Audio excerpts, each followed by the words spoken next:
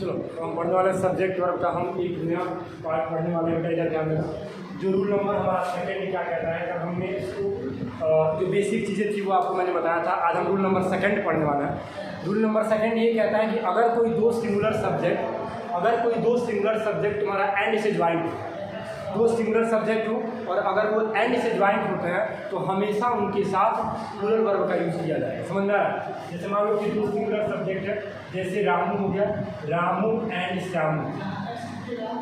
अभी तुम्हारे दो सिंगुलर सब्जेक्ट है, रामू एंड श्यामू। अगर ये दोनों एंड से ज्वाइंट होते हैं तो इनके बाद जो वर्ब जो होगा वो हमेशा बेटा तुम्हारा प्लूरल वर्ब का यूज़ किया जाएगा। जैसे मान लो यहाँ पर हो गया गो और यहाँ पे हो गया गोज, ठीक है, और यहाँ पे क्या है टू स्कूल। अब ये सेंटेंस तुमको एक दे दिया गया, ये तुम्हारा एक सेंटेंस है।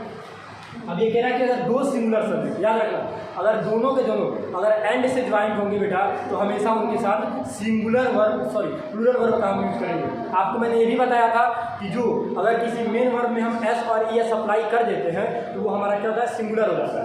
ये तो सिंगुलर हो गया, लेकिन मैंने कहा प्लूरल वर्ब का यूज़ किया जाएगा। यहाँ पर क्या हो जाएगा, गो का यूज़ हो जाएगा। समझ में आ रहा है आपको?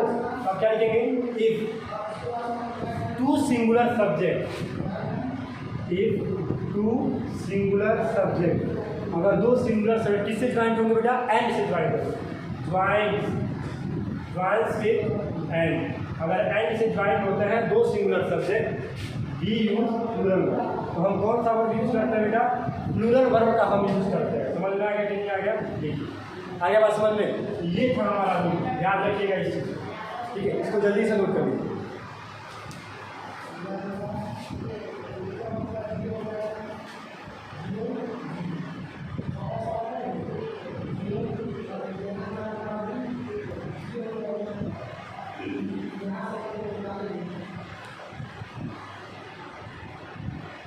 चलो नोट कर लिया आपको। अब कभी कभी ऐसा कंडीशन आता है कि जब दोनों सब्जेक्ट सिंगुलर हैं, एंड से भी ज्वाइंट है, लेकिन उनके साथ हमेशा सिंगुलर वर्ब लग जाता है। ये एक्सेप्शन है बेटा, एक अपवाद है।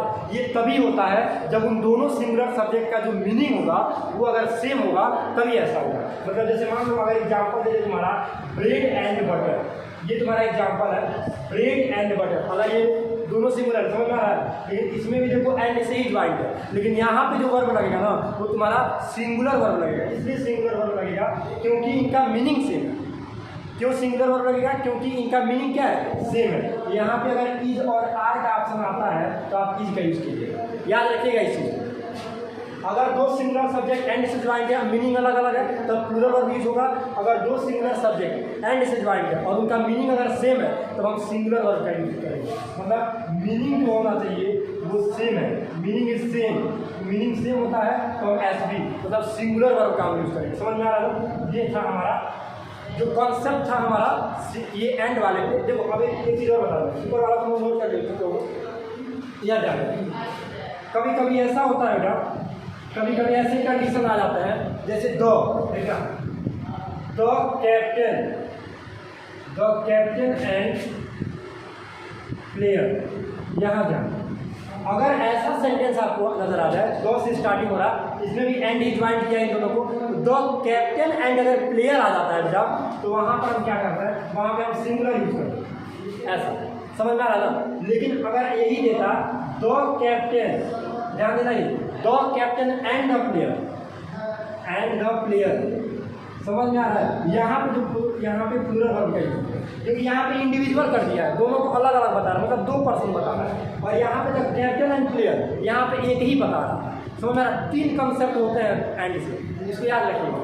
दो अलग अलग है, सिंगुलर सब्जेक्ट तो प्लूरल वर्ब यूज करेगा। अगर दोनों का मीनिंग सेम है तो सिंगुलर यूज करेगा। अगर दो से स्टार्ट हो रहा है और दो दोनों को पहले नहीं, सिर्फ एक के पहले यूज किया गया है तब सिंगुलर लगेगा। अगर वही दो दोनों के अलग अलग पहले यूज किया गया है तो वहाँ पे प्लूरल वर्ब करेगा। समझ में आ रहा है कि नहीं? नोट करिए, आपके पास 4 सेकंड का टाइम है, इसको नोट कर लो या फिर स्क्रीनशॉट भी आप इसका ले सकते हो, जल्दी करो।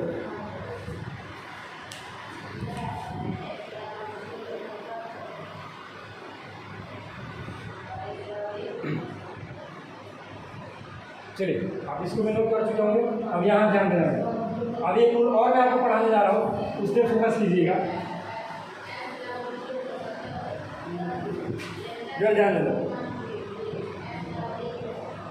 अगर सेंटेंस तुम्हारा, अब इधर जाओ, सिंगुलर सब्जेक्ट वाला जो आपने पढ़ लिया, एंड से ज्वाइंट था उसको भी आपने पढ़ लिया।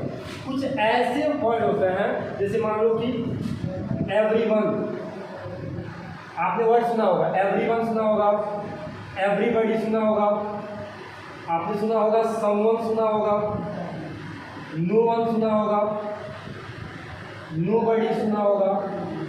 अगर आपको कोई ऐसा वर्ड से अगर कोई सेंटेंस स्टार्ट होता है तो याद करना बेटा, हम हमेशा सिंगुलर वर्ब का यूजिंग के साथ करेंगे। अब ये मत समझना तुम लोग कि यार एवरीवन है बहुत ज़्यादा है, एवरीबॉडी है बहुत ज़्यादा, ऐसा कुछ भी नहीं है। जब भी कोई सेंटेंस इनसे स्टार्ट होगा तो वी यूज सिंगुलर वर्ब, हम सिंगुलर वर्ब यूज करेंगे। जैसे यहाँ पर लिखिएगा एवरीबॉडी नो, और एक और ऑप्शन आपका दे दें नोज, ध्यान देना, दो ऑप्शन है हमारा। अब तुम कहोगे यार एवरीबॉडी है, ये तो सिंगुलर नहीं, बहुत सारे लोग के लिए यूज़ किया जाता है, मोर देन वन के लिए यूज़ किया जाता है, तो इनके साथ प्लूरल वर्ब भी होगा, ऐसा कुछ भी नहीं है। अगर आपको everyone, everybody, someone, no one, nobody, ऐसा कुछ भी अगर आपको नजर आता है बेटा तो हमेशा उसके साथ सिंगुलर वर्ब का यूज़ कीजिएगा। मतलब यहाँ पर क्या लगेगा, नोज लगेगा, क्या लगेगा बेटा, नोज का यूज हम करेंगे। समझ में आ रहा है कि नहीं आ रहा? तो ये भी हमारा कंसेप्ट है, इसको भी नोट कर लो बेटा, जल्दी नोट कर लो इसको।